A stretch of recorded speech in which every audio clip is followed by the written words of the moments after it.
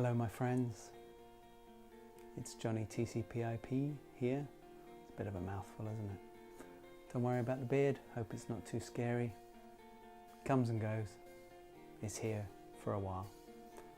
Did you get a chance to see my falconry video? If not, it's just about here, just there. Give it a click and see what you think. Let me know what you think in the comments, that would be great.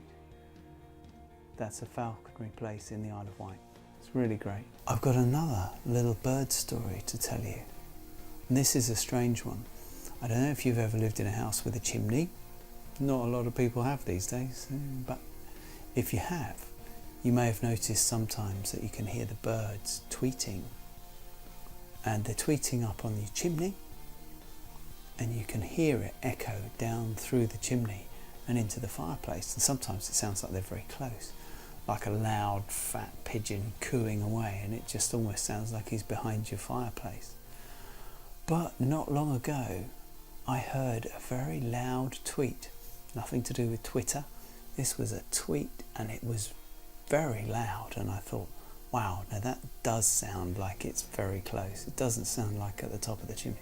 It sounds like it's like in the room, actually in the room. So I looked around, no, nothing there. And then I heard it again. And I thought, that is just too close for comfort. That's very, very close. So I went up and stuck my ear to the fireplace. And I heard it again. And I thought, I think there might be a bird behind the fireplace. But like everybody does, I thought, well, maybe leave it. It might go away. You know, these things, maybe the bird will climb up. Maybe the other birds will throw him down a little ladder and he can climb up the ladder. So I left it overnight. Came back the next day, didn't hear much at all, and I thought, that's good. That's great. Maybe he's gone. And then I heard this sound.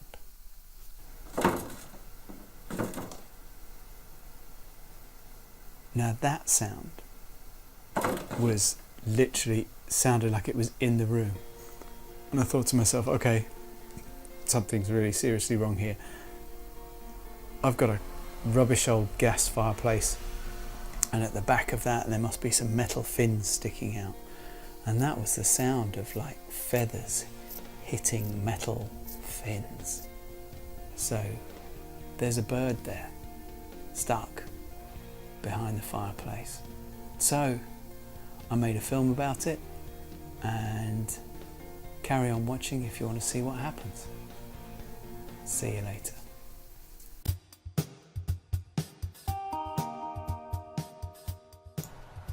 So it's early May time, and out on my guttering there's a little intruder. This little sod broke into the roof and had a family of chicks just inside there. They've all hatched out and decided to go into this tree, which is the nursery tree. All the chicks that had hatched out from the surrounding area flew across to this tree when they were able to, and stayed there whilst the adults came and fed them.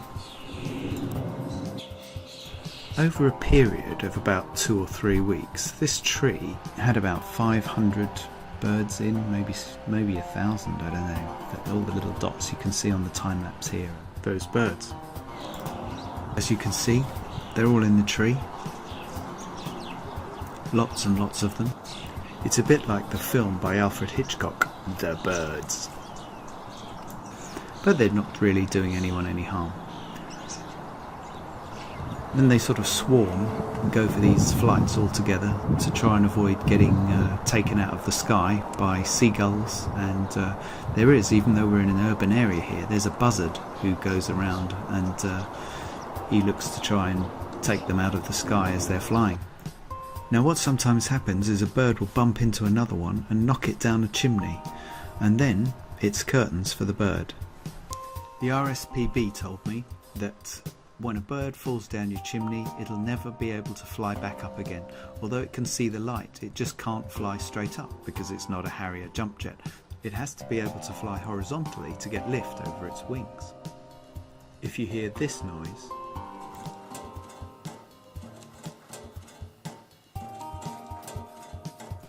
accompanied by the occasional tweet, then you've probably got a bird trapped behind your fireplace, like I had. So the only way out is through the fireplace.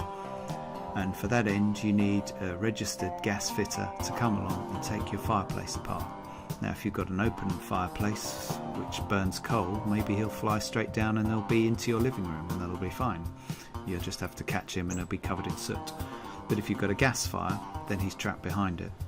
And the only way is to call the gas man. So I called a couple of gas fitters and they said they weren't really interested in coming out, not for a bird, unless it was a proper job, they didn't really want to know.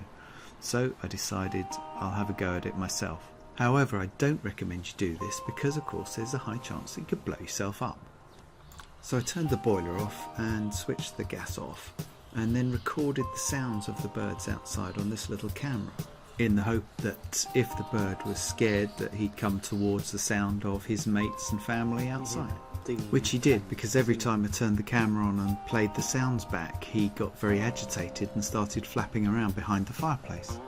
So I put some garden netting up across the fireplace and, convinced that I'd be able to get him out the front, started taking the front of the fireplace apart, which is a big mistake. Don't do this. So, one broken fireplace later. By the way, the rubber gloves are not so that I can give the bird a cavity search when I find him. It's just so that if I touch the bird, he's not going to get the human scent on him, so he won't be rejected by his parents. Anyway, that's the theory. And there's a steel plate right at the back, so even when you take everything out, the bird still can't come out that way. Listen to him. Tapping away. So plan B is to tape up the entire fireplace area and then try and move the fireplace out.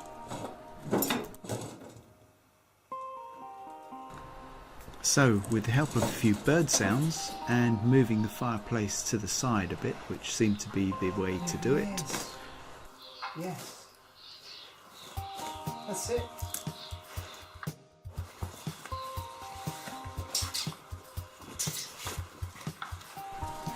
There was me thinking that the bird would be really tired, but he seemed to have a lot more energy than me.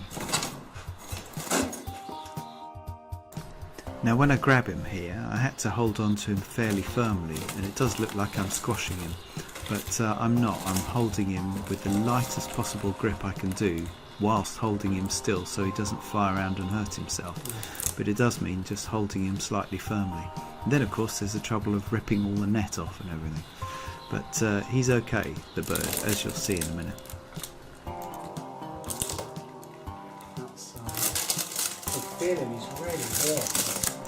That was one of the most amazing things. Even through the rubber gloves, that little bird felt hot. It was really hot. And of course the fireplace hadn't been on.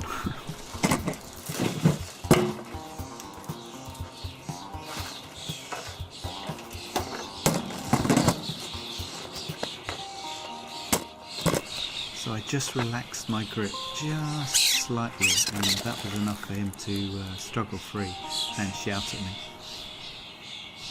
So this is my reward for my heroic efforts: bird craps on my car.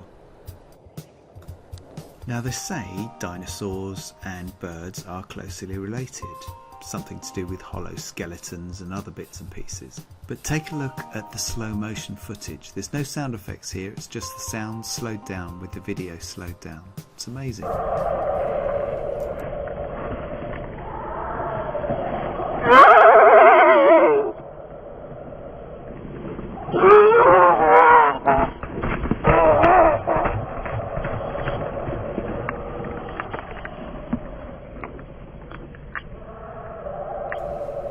So what do you do if a bird craps on your car?